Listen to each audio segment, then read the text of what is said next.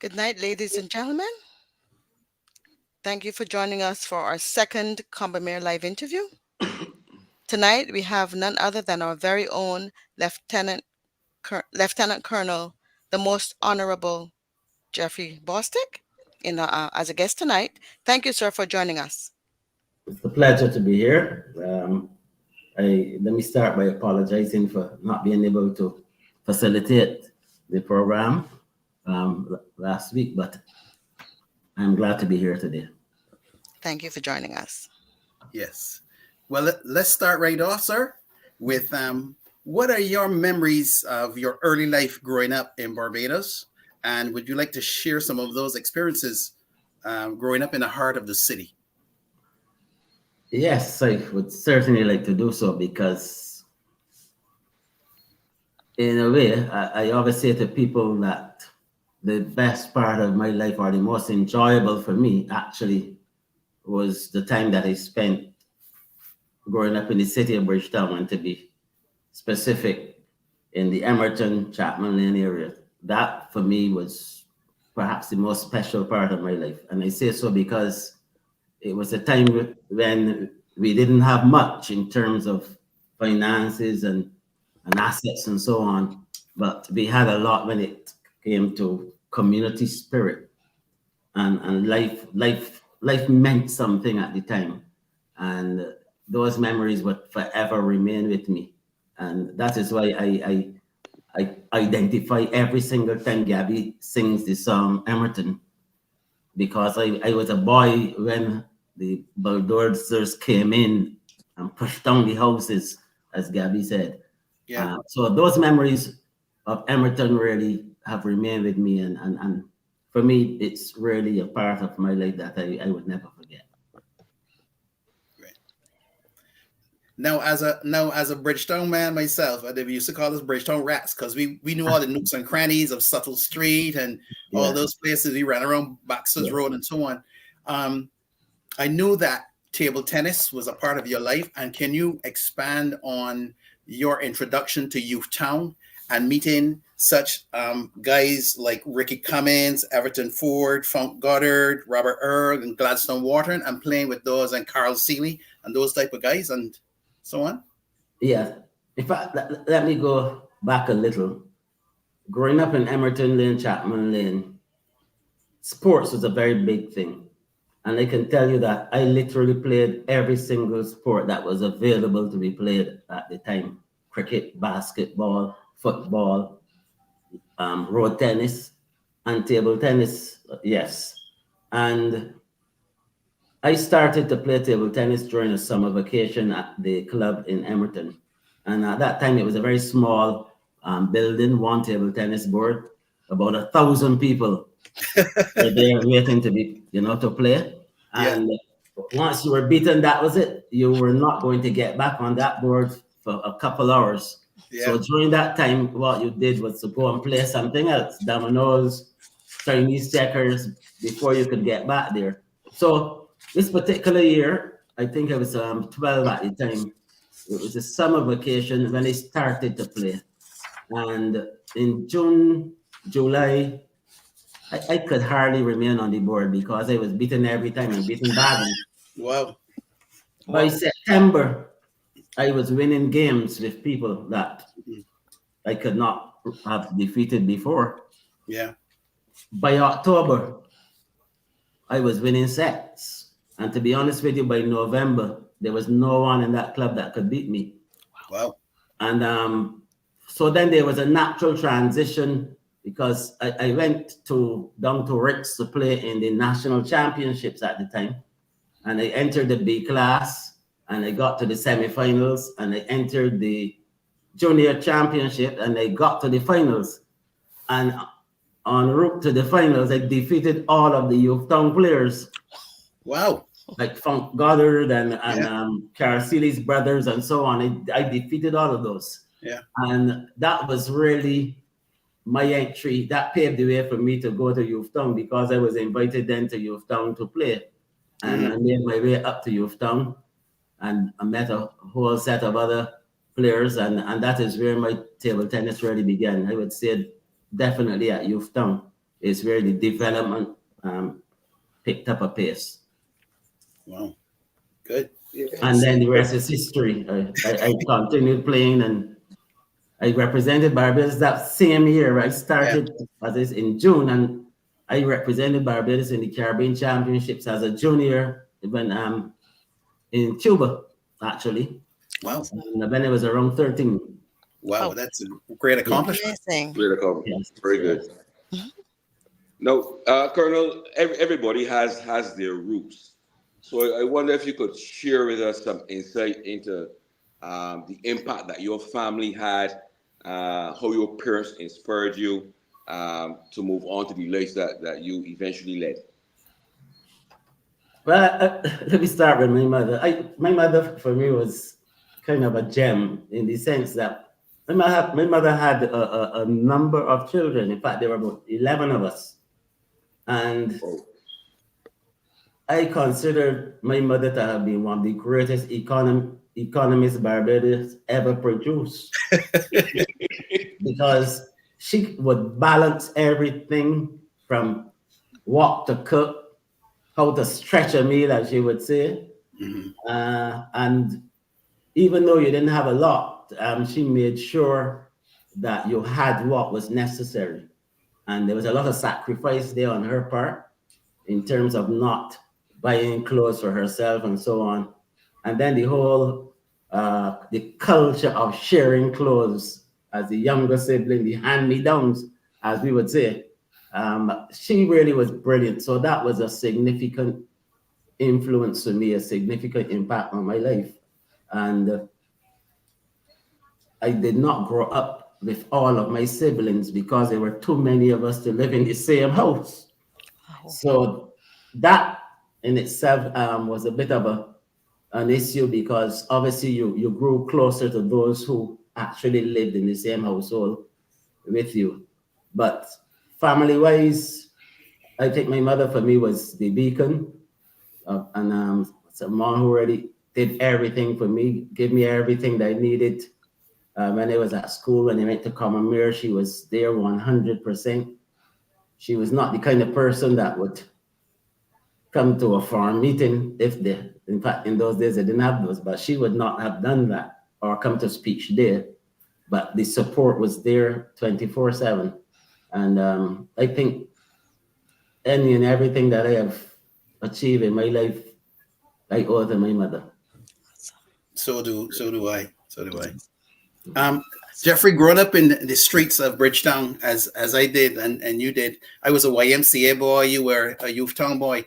And I see now that those facilities kept us off the street and kept us, out of trouble. And I want to know if there were people in when you were growing up in Youthtown and in Bridgetown that you looked up to, that mentored you, that showed you the way that how did you manage to keep out of trouble? Because living in town, there was always something going on and you could easily go to the right instead of going to the left. So how did you manage to keep on the straight and narrow? Well, let me share something with you, Hess, before I even answer your question. I was a YMCA boy too, Yeah. Yeah, I actually was a member of the YMCA. I played football at the Y under Ansel Marquez. Ansel, yes. Along with Daisy Clark and a few others. So yes, I used to spend quite a bit of time at the YMCA. But really, the heart of it was in Chapman Lane, and there was a gentleman by the name of Reverend Chesterfield Morgan. Mm-hmm. And he was the caretaker of the club in Emerton. He was not paid for it. He was not a member of the sports council or anything like that. He just volunteered his services. And he is the one that really gave me opportunities, even opportunities of leadership, because as a youngster going to Combermere, I was like the president of the club, Emerton. He pushed me in that direction. But in Chapman Lane, there were a number of people, a number of older people who were role models. And quite frankly, the Emerton and Chapman Lane that I grew up in, there was not much leg room to deviate from the right path because the older guys would kept you in check. Oh, yeah. Yeah, there was no deviation in those days at all. Yeah. And but I think because I played a lot of sports, I played cricket for Emerton in the softball competition.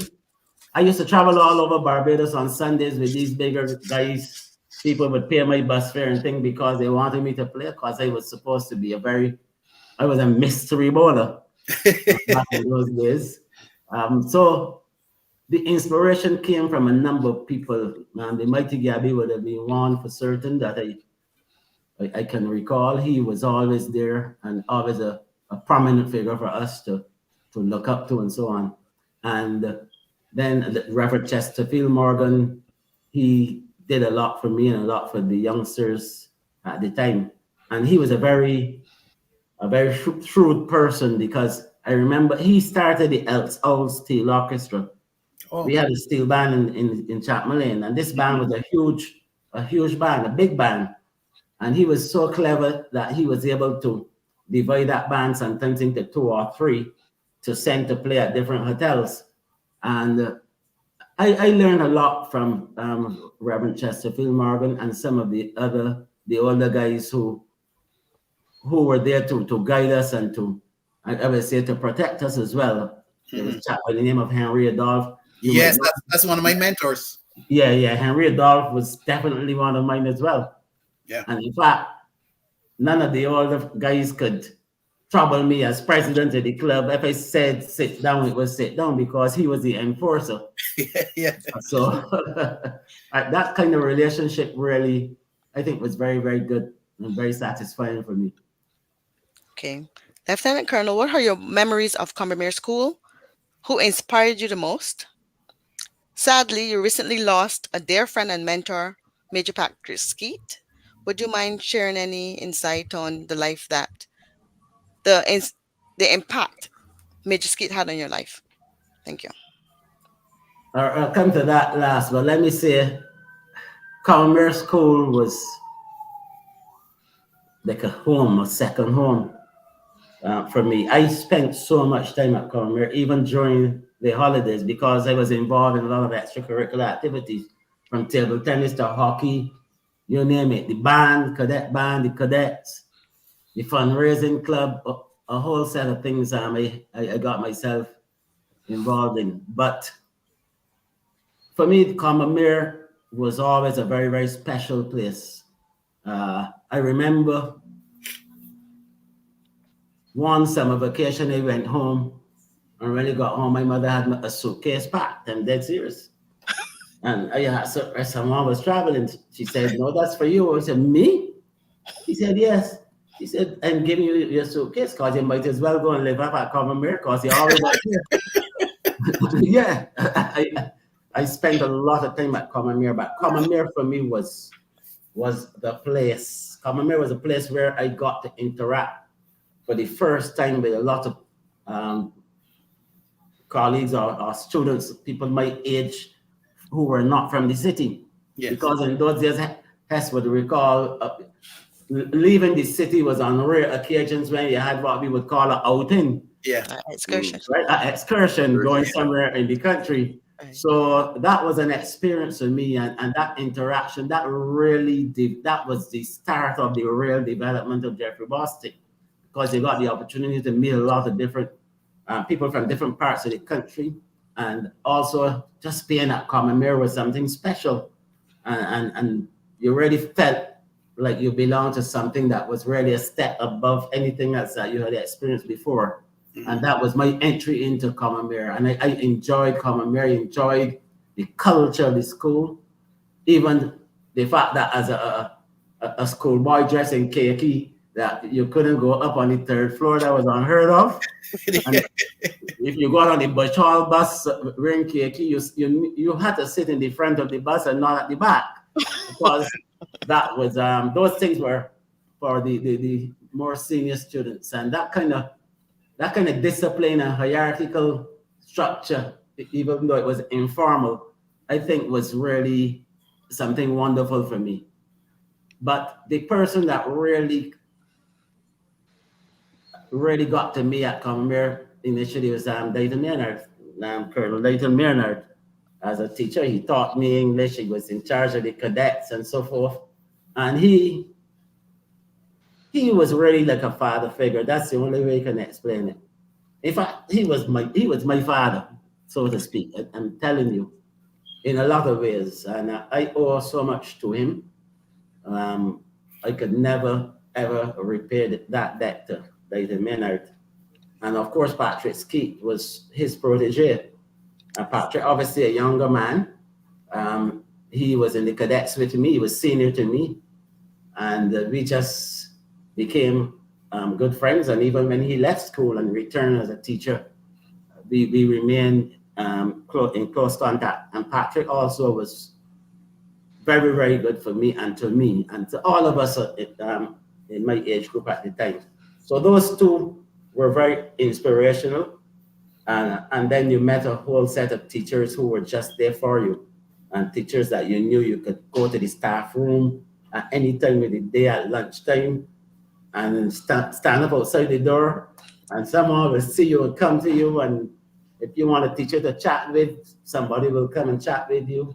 Those are memories that you really can't forget, can't replace. And so I would say that was the foundation and the grounding that I had at Combermere School. And of course, then some really good friends, including Al Walker, who say Captain the Reverend Al Walker to me. We were all together at Combermere. Hess I met also in the cadets and in the band. You all may not know that Hess was a drummer. And then some Alicia here, I was her farm prefect at Combermere, and we had some really pleasant and good times and good memories. But Combermere for me really molded me and developed me in a way that I probably would not have had the opportunity to do so had I not gone to a school at Combermere. Combermere taught me a lot of things, even things like during our Scholars Week and things that we now as old scholars we may take for granted as schoolboys. It was so nice to see these older guys coming back to the school and the camaraderie and everything, and all the events that took place during our Scholars Week. Those were things that really made me feel special, and also made me feel special about Combermere, not only about myself, but about Combermere School.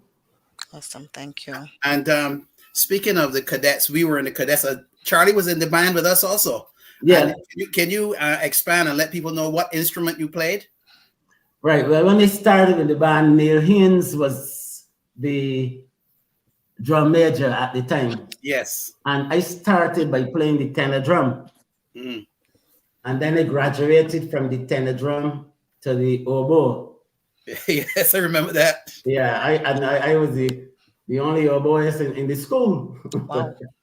Yeah. And then from the oboe, I eventually ended up on the saxophone, the alto saxophone. And I myself became drum major of the band. And I was in that position for a few years. But Brantley Green, I remember, was also part of Ivan Clark. Yes. Derek Bert, Dusty Fogg. Dusty Fogg. Yes. And Elson Harewood, better known as Starting Side. Yeah, the man with the biggest feet in Combermere, size 16 or something. So. Bouncy Paris. Bouncy Paris on the bass drum. Yes. And then remember, we traveled overseas, right? Remember that camp? I went to Dominica and St. Lucia. Mm-hmm. One was on the Vensoy, a vessel, and the other one was the same strand, which then became the Stella S. 240 cadets on one of those boats going to Dominica, going to St. Vincent. St. Vincent. I didn't go to Dominica. That was before my time. St. Vincent and St. Lucia.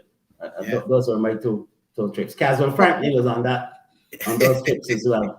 So back then you made those trips by boat? Yes. Oh, interesting. Yeah, because it was the easiest way for us to travel.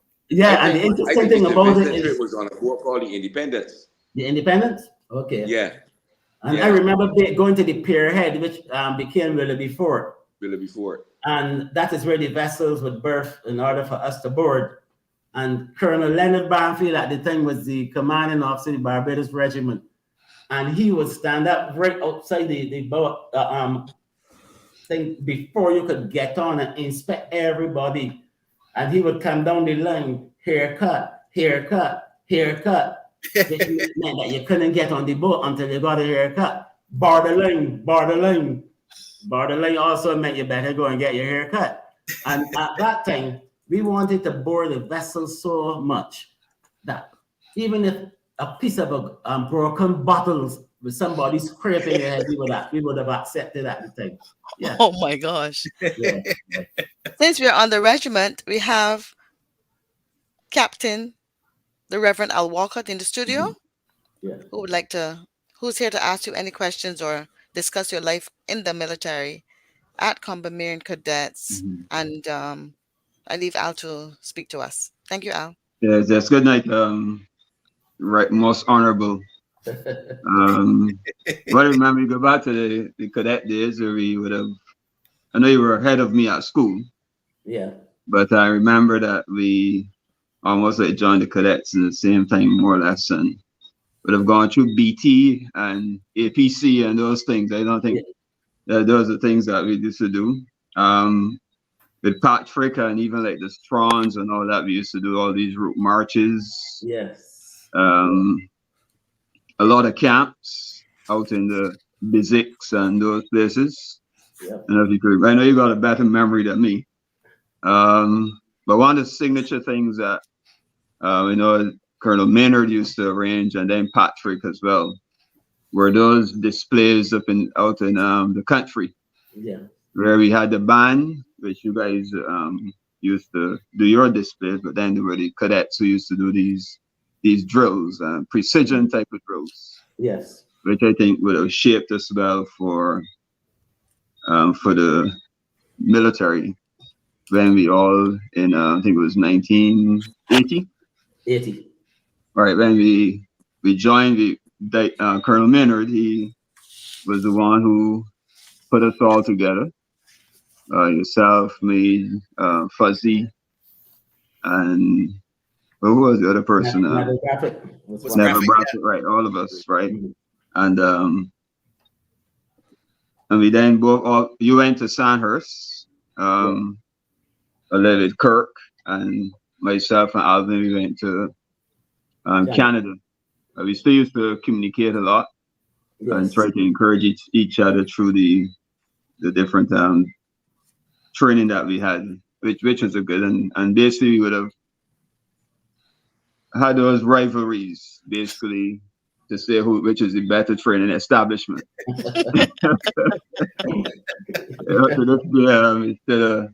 Instead of a chat about what is the best, who was better, Sandhurst, and it was even felt at the time, I don't know if you remember that, the Sandhurst officers were the ones who were trained to take over the government. Yes. But I guess you took over the government in a different way. Because of your inclination to be in politics, basically. And I know you always would have been involved in some conversations or discussions relating to politics. But before we go there, I think one of the things that we can remember of the friendship and stuff, but then we used to, with Sarson Levine, do those TV licenses that we used to meet in town on the Saturdays. Yourself, David Thompson, Angela Kinch, yes, Malone, even the good Clyde Maskell. Yes. All right, so those were those times that we used to do. But basically, most honorably, I think that I could say to everyone that you are a good colleague and a good friend. We would have, can't tell everybody what we did, but we sojourned together a lot. I know when you got married to Karen back then, and those were our young days. But what is also significant to with the relationship is when we used to live over at by the garrison in the military officers' quarters. Yeah. And I believe that lifestyle shaped us both as men. I mean, we didn't have nobody to mentor, but it shaped us.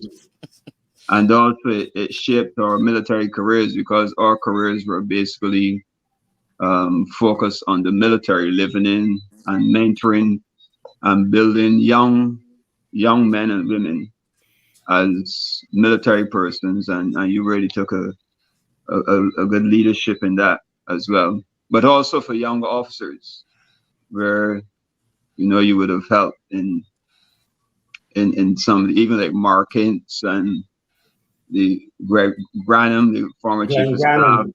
Yeah. and all those people were persons that, since you're on the honorable seat, you're the one of the persons who would have mentored these young men to be leaders today.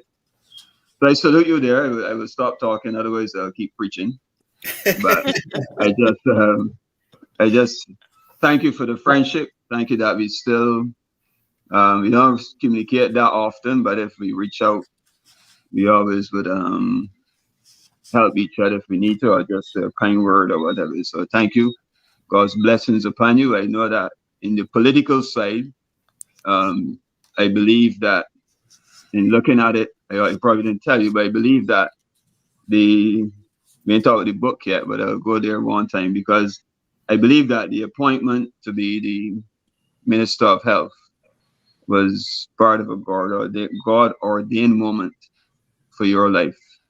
And the book then continues with that calling that will then be a lasting guide to persons who can look at it and see that, just like not compared to the scriptures, but it is something that is there that people would take up for a lifetime and to use it. So only yesterday the bishop said that to remind you that you are a James Street person.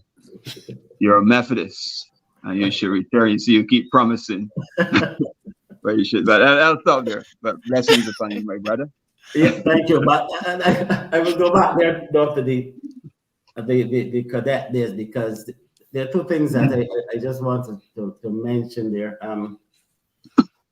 It is strange that way back then, and unfortunately, I'm not sure that this still obtains, but you would be sitting next to your friends who are cadets in the same classroom, side by side, Monday to Friday. But when you put on that uniform on the Friday, it was no more Jeffrey, it was Mr. Bostic if you were cadet and the officer. I'm so serious. When you go on the bus, people would give way to you, fellows who sit next to you in class, because you were no Mr. Bostic or Mr. Walcott, and they will allow you to get the seat and they will stand.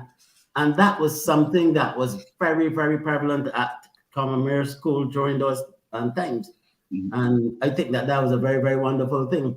The other thing is, this one I remember, because although we were all schoolboys and girls, we had different ranks. And I remember during some of the camps, you would see a female cadet, and this female cadet would spark your interest. But then it will come back down to this, but no, we can't do that. Mr. Maynard would be vexed with us if we did this, or if everything came back down to Mr. Maynard. Mr. Maynard. And that for me was a show of respect for a person, and I think those things have remained in me. That's the truth. Sure. Okay, I think over the past few minutes, we have clearly shown the impact that Combermere and the cadets and the culture, both the school culture and the cadet culture, had on developing and preparing you for your distinguished military career. But there then came a change. You were established and noted military officer, and then there was a transition to the political arena. And I'm wondering if you could share if during your years at school, if you did have interest. I remember you speaking about going to tongue on Saturdays with David Thompson and those. I know David and those guys like to debate real bad. So, so if you had developed that debating love for debating and stuff with these guys, was that what sort of like pushed you into the political arena and to move on to another illustrious career serving the country?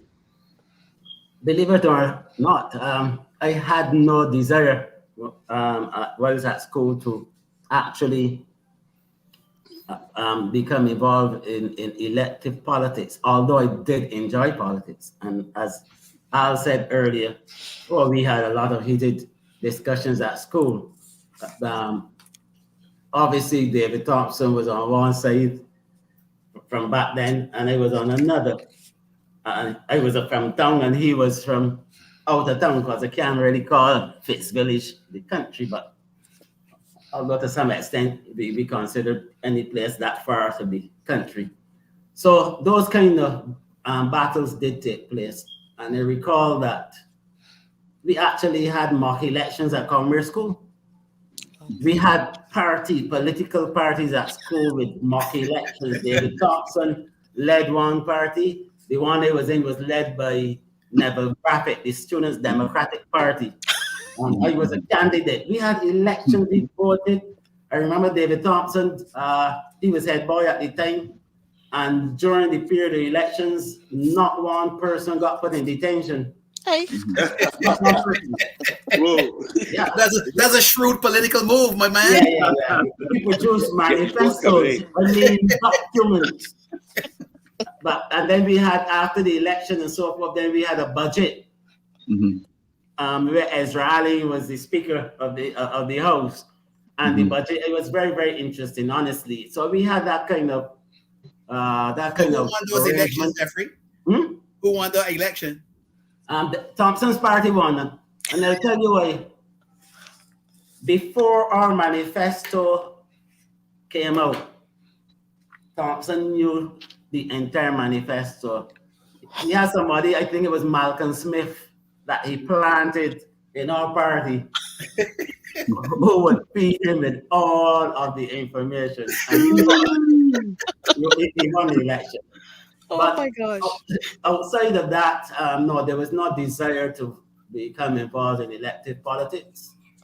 What happened was something very strange, in the sense that one day I was approached by a close friend of mine. It was Jerome Walcott at the time. And he told me that he was an emissary, that he was sent to find out from me if I would be interested in representing the city of Bridgetown. Wow. Because the Prime Minister at the time, Owen Arthur, wanted somebody who grew up in the city and had done well to represent the city. And honestly, after giving it some thought, that I decided that I would do it. But it was only because it was the city of Bridgetown. Yeah. And as difficult and as challenging as it was, I would not have done it for any other constituency in this country. But I accepted the invitation to join the party and to contest the elections. And I did so because I felt, you see, one of the things that Thompson and I at school, we used to argue about a lot. I felt strongly about a matter, which was that where I grew up in Emerton Lane and Chapman Lane, there was one paved road in that entire area. All of the other roads were dirt roads. And there were no, they didn't have anything really that would keep the community going in that sort of way. And I resented that.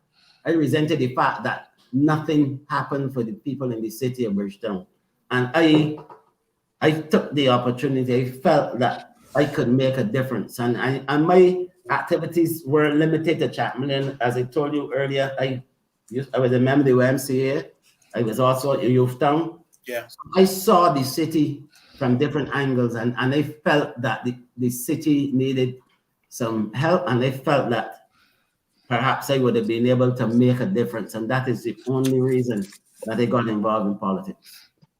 Well, that was indeed fortunate, because eventually, as a politician, you were appointed as the as the Minister of Health and very ably guided this country through one of the most challenging and possibly difficult times we've had. I believe that the management of that situation over the years under your tender stopped a lot of damage and difficulty and hardship that may have developed without the sort of management and leadership that was provided by the administration at that time. So we were indeed fortunate that you did decide eventually. Thanking Dr. Walker for encouraging you to join, because we would have not had your talent available to us if you didn't do so. May not have been able to actually give thanks and offer congratulations for your performance during that period, but I believe your experiences there would have been some of the foundational material which would have led you to get into writing about the book, No Retreat, No Surrender. So I'll hand over to one of the other persons to delve into what sort of inspired you to move forward and write this book, and how did you come to get that title, to get that title for the book? Okay. First of all, my performance as Minister of Health and Wellness, and not only during the pandemic, even before the pandemic, but especially during the pandemic, really was a result of the grounding that I had as a cadet and a cadet under officer at Combermere, as a house captain at Combermere, and then coming through the ranks, the officer corps, the ranks of the officer corps in the Barbados Defense Force, the training that I had at Sandhurst in the United States, and so on. And I think I was prepared for that in a way that no one else who was serving with me in cabinet at the time would have been. I also believe strongly that the grace of God had something to do with it, because during some of the darkest moments of the pandemic, that was where I had to turn to in order to get some direction and so on. And I attended a church service. It was the centenary celebration for a gentleman who was the shoemaker, we would call him, we call it in Chapman Lane, called Orville, who was actually the father of Eric Eagle. You remember Eric? Yeah. So they invited me to, I think it was at the Sharon Methodist Church. And this topic came up. And I remember saying to the church members and the people who were present, because it was just at the beginning of COVID. I don't think it was a pandemic at the time. And I said to them, as difficult, as challenging as it was, and it was going to be, that I cherish the idea or the fact that I was the Minister of Health and not one of my colleagues, because that was not easy. Yeah. That training that I went through at Sandhurst and in England and the School of Infantry and in the United States, that taught me a lot about myself and the limits, as Al would know, how the limits of my body, the limits that I had within me, and also leadership. It was about leadership. And there are certain things about leadership that if you really capture those aspects of leadership in terms of inspirational leadership, motivational leadership, then those things will take you through. And those are the things that really served me well during the actual pandemic. the whole question of the title, no retreat, no surrender. And that became the mantra for this country. But I'll tell you how it came about, because it actually, when they issued those words on television during one of the press conferences, it was at the beginning of the Delta outbreak, the Delta variant. And the Delta variant was brutal. The Delta variant claimed a lot of lives. The Delta variant generated the largest at the time number of positive cases that we started to have continuously on a daily basis. So when those numbers started to come in, 400 and something, 500 and something the next day, the pressure started to build on the healthcare team. Yeah. Everything became very difficult for people, and people started to crack a little. And I remember a senior person saying to me, "Minister, we in trouble, we in trouble, what we gonna do, what we gonna do, we in trouble." And I felt there and then at that time that I had to do something to uplift the morale of the healthcare workers on the front line who now were facing some significant challenges. And that is when I came up. I decided that it would be no retreat, no surrender. In other words, it didn't matter how difficult things were, how challenging the situation was, we would overcome. We would find a way. We had to find a way to defeat the COVID-19 virus. And that is where that came from. But then it went viral on press conference. It became Barbados's mantra. And believe it or not, it went international because of the World Health Assembly that was held online. It became the mantra too. And at the Pan American Health Organization. So that is where that came from. And I decided, having determined that a book was going to be written, then that would have been the title. But getting to the book, why did I make the decision to write the book? It was back during the same time as the Delta variant outbreak.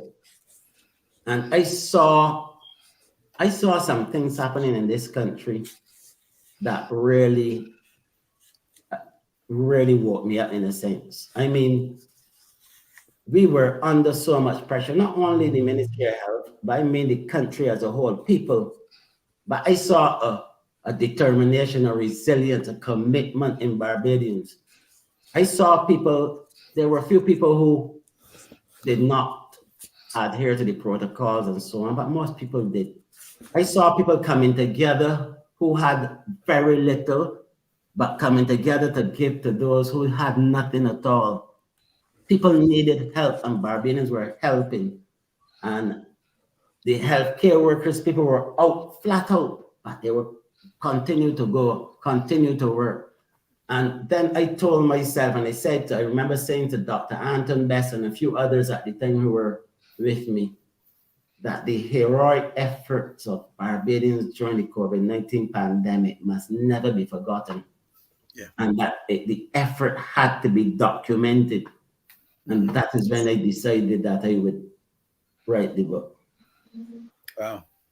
Well, Jeffrey, I too was involved in that battle, but from a different front here in Boston. I work at a hospital, so I saw COVID live and up front, and people dying around me, and the nurses and stuff, the staff, people were panicking because they didn't know what it was. Mm-hmm. People were crying and didn't know what to do, and so people like you gave us inspiration as to you got to keep this fight going because it's a bigger battle ahead, right? Mm-hmm. And you got to just keep going. You just got to keep going and just, use common sense and use your PPEs and all that sort of stuff.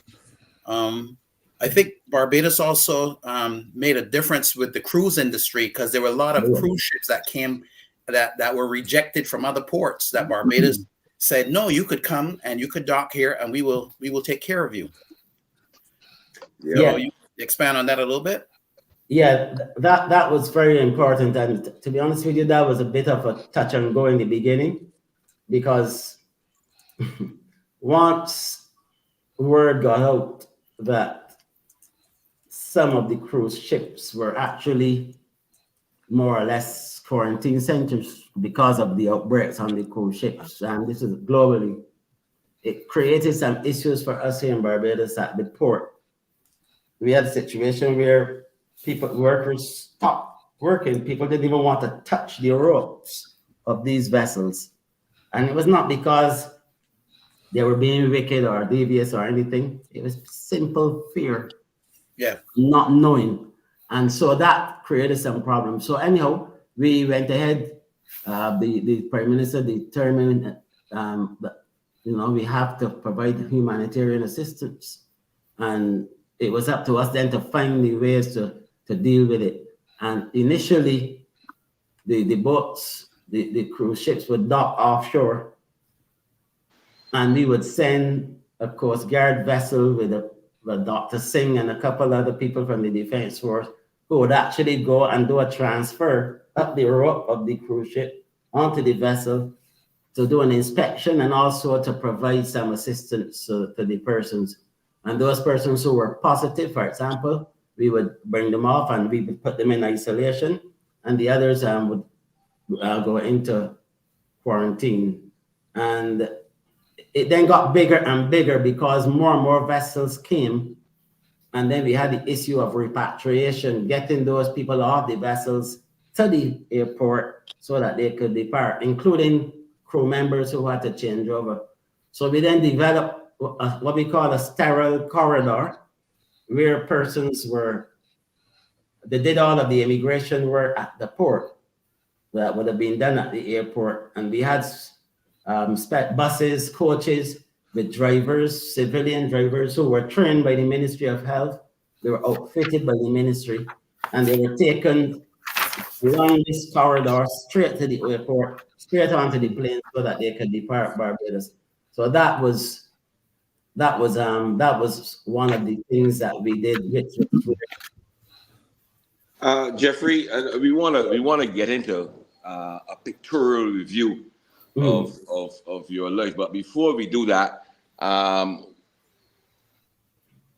certainly in growing up and coming up in life and on your path in life, there must have been some obstacles that would have impacted you either positively or negatively.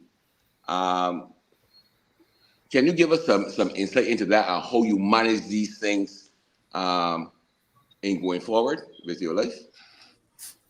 Let me tell you, the first obstacle was having passed it. We didn't call it common entrance, it's screening test. Screening test, part one. Part one. Yeah. And part two. Part two. And then at St. Mary's Primary School, the principal at the time, Mr. Clary Lane, called me in and said to me, Jeffrey Bostic, you have done very well. You passed. And the marks that you have, you ought to be going to Harrison College. But the people at Harrison College said that they didn't have any vacant seats for me. So I could not go to Harrison College. I then had to go to Combermere. And I knew, even as a young boy there and then, what that really was. At the time, people from Chapman were supposed to go to Harrison College. So I went to this school called Combermere. And boy, best thing that ever happened to you? Best thing that ever happened.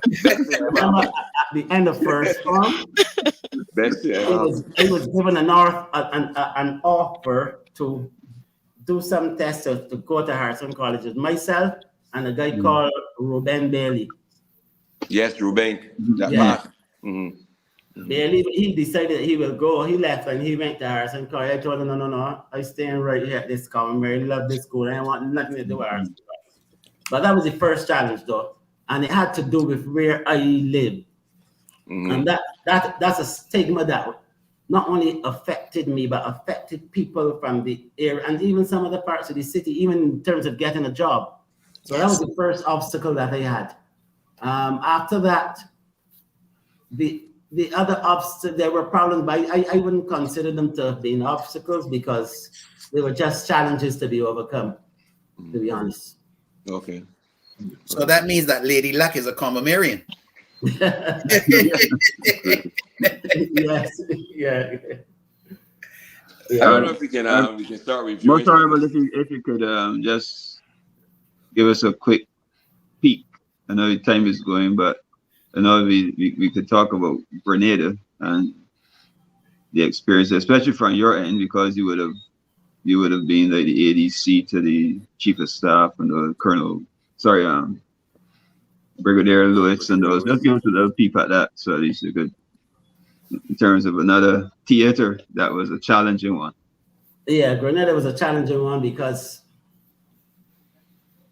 I got involved in the Grenada situation even before Morris Bishop and the others were executed. I actually flew into Grenada on a mission which had to be aborted, but it was because no one knew exactly what was going on in Grenada, and so it was an attempt to try to gather some information, some intelligence as to what was really happening in Grenada. So then after the intervention, the day following the intervention, I returned to Grenada and I operated there for a bit.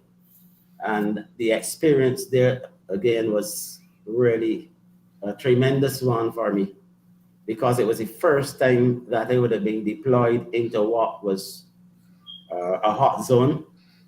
And the job that I was doing at the time was one that placed me in some danger in order to do what I had to do.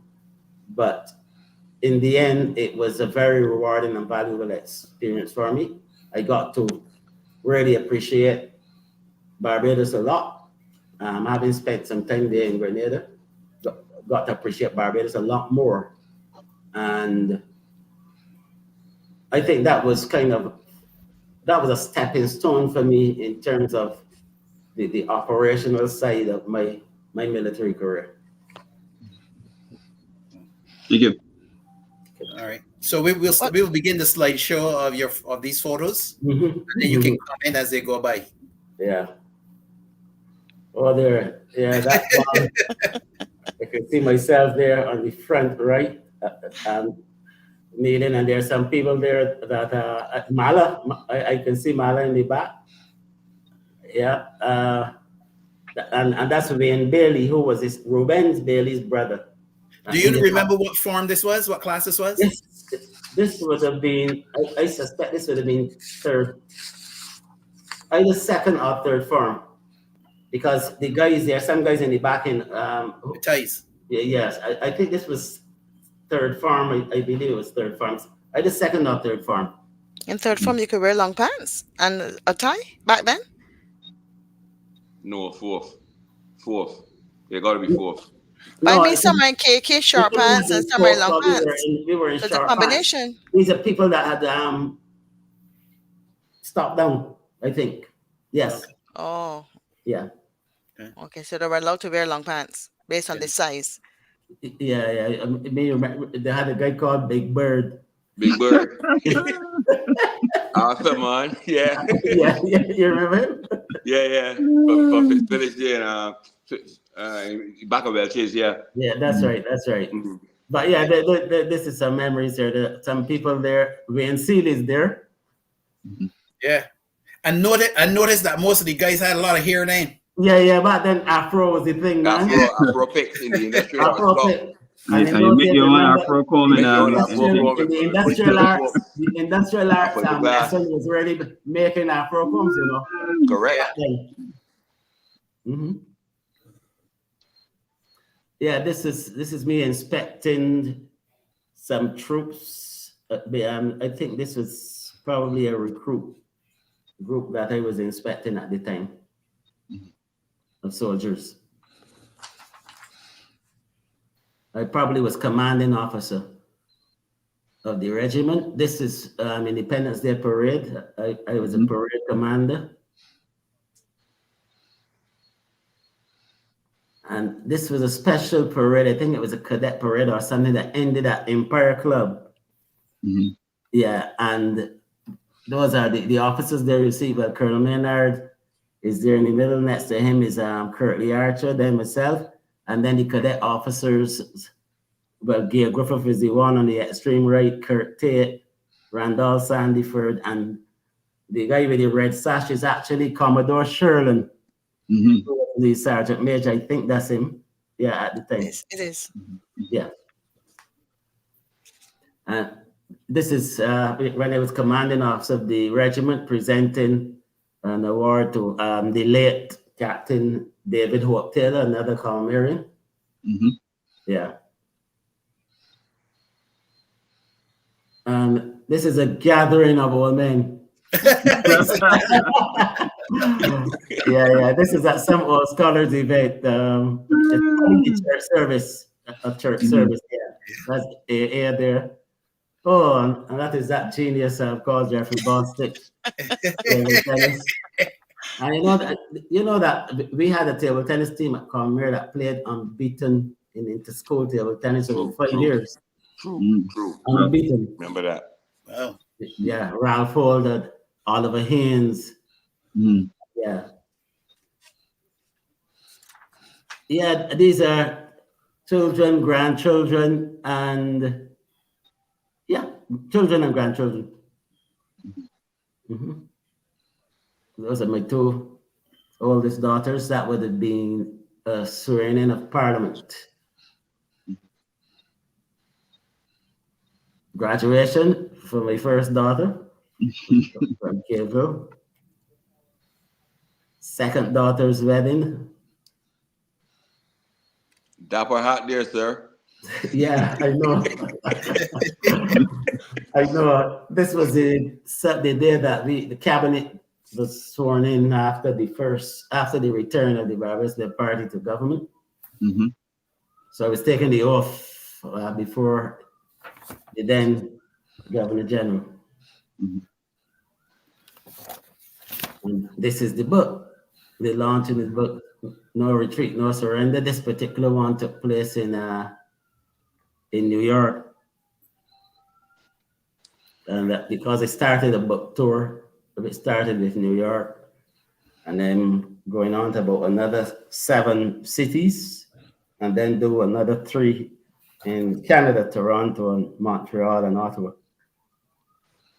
So that's what that is.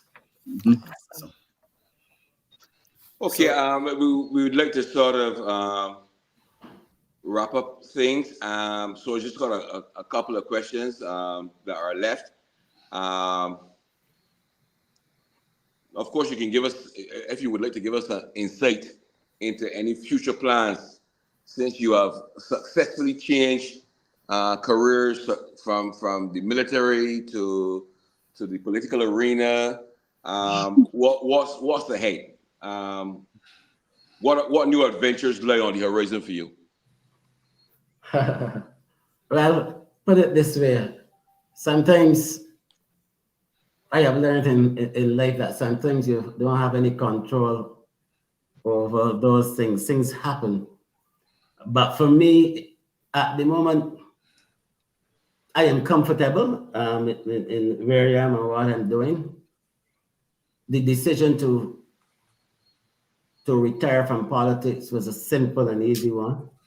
And it was because I had determined before I started, I had determined when I was going to leave, regardless of what position I held. And that really had to do with spending 26 years in the Defense Force. I had decided that probably I'll do another 15 in politics, and then hopefully try to enjoy the rest of the life that the Lord has given me. And so I don't have any particular ambitions at this point in time. Well, I can make a suggestion for you right now. Yeah. You've written a book about COVID. I think after we've learned so much about you, I think you should do an autobiography and talk about your life growing up in Chapman Lane and so on in the city, and going into school and all your military stuff. So an autobiography, now that you have the time, I think would be an awesome venture for you to get into. What do you say about that? It sounds like a good idea. I honestly never thought of it, but it sounds like a really good idea. And one of the things, just 1% of the because one of the things I would say that it's going for that suggestion. And it occurred to me only, I think it was last week or week before, with all of the challenges Chapman had and the stigma and everything else, and the difficulties that we had growing up and so forth. It is the one space in Barbados that has produced 3 people who have achieved the freedom of Barbados. That's Gabby, Jerome Walker, and myself. Wow. I think that's significant. Oh, most definitely. Yep. Right? And it says a lot. And yet maybe you've just put something in my head as we chat. Yeah, no problem. That's I think it just flows naturally. Yeah. Don't forget the commission, Hess. Don't forget the commission. Now, let me ask another question. At your age now, with all the knowledge and experiences that you've had, if this Jeffrey could speak to that Jeffrey at 15 years old, what would you say to that young man? Interesting. What would I say to that young man? Don't go to Harrison College. No, I would say don't change. That's the first thing. Continue on the path that you are on. Yeah. That's what I would say to that young man. And do what you feel is the right thing for you to do. Yeah, and always stay positive. And Right? stay positive. Stay positive. Yes. Stay positive. Follow your heart.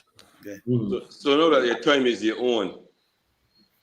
What was your typical day look like? Know that you don't have the pressures of all this responsibility. What's your typical day look like these days? Well, let me tell you that that pressure was still on me because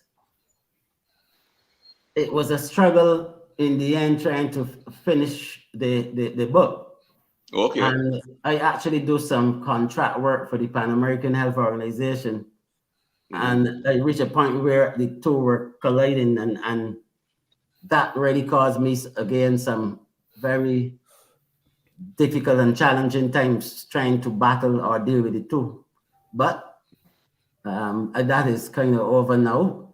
So I will get back on track with what I want to do. Because, for example, I wanted to start back playing some table tennis, and I have not been able to do so. And that is something that I have in mind, God willing, for 2024. I will be back on the table tennis board. What about I hope you picking don't up have to start from the bottom again, you know. a musical instrument? I hope you don't end up getting beat up front, you know. Jeffrey, what about picking up a musical instrument? The saxophone, for instance, going back to the alto sax. No, the truth is that I have a saxophone that I bought maybe 8 years ago, and I only tried playing it twice. And at this stage, I am more persuaded to donate that saxophone to Combermere School so that some young person would think, rather than to try to reinvent myself in that regard.